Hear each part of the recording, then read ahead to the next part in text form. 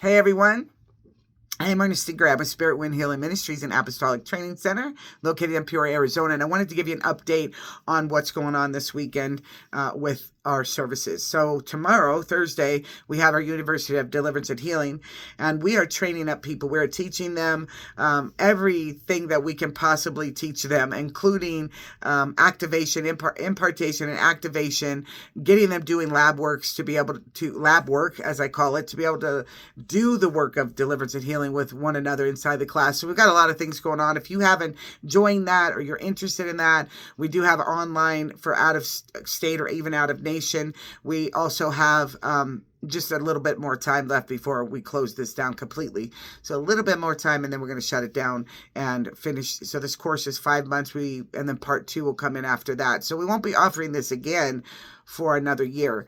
Or close to it. So, but that's that. And then on Friday is our outreach. So we'll be out at 19th Avenue in Deer Valley. This is the place God has planted us for a while. And we're out there praying, sharing testimonies, sharing the gospel as the Lord leads, and just bringing hope to that environment. And if you live out there, you know somebody who does, maybe you want to come see us. We get there. I think we'll be there at 5 this week. We're getting ready to switch because our temperatures are cooling down. Hallelujah, in Arizona. And then Saturday is our last Saturday service. And then we're moving to Sundays at 10 o'clock the following week. Really excited about this transition. I believe that we are in the time of moving, the time of movement. God is always on the move. You cannot sit very long before you become stagnant.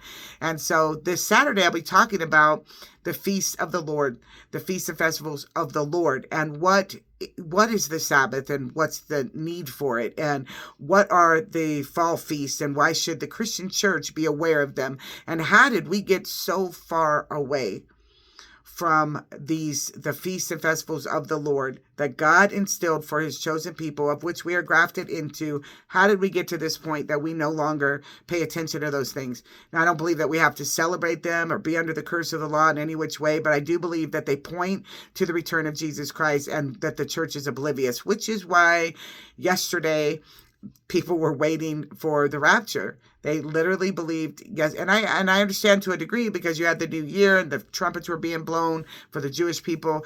And so in the season, that could be the season that Jesus returns, but it clearly wasn't yesterday, because I know some really holy people and they're still here.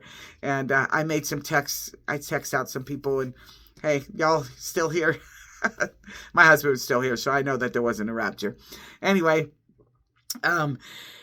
so I'm saying this because the church is really got to be awakened to the seasons, you know. So I want to encourage you to think about your season. What is the season of the Lord in your life?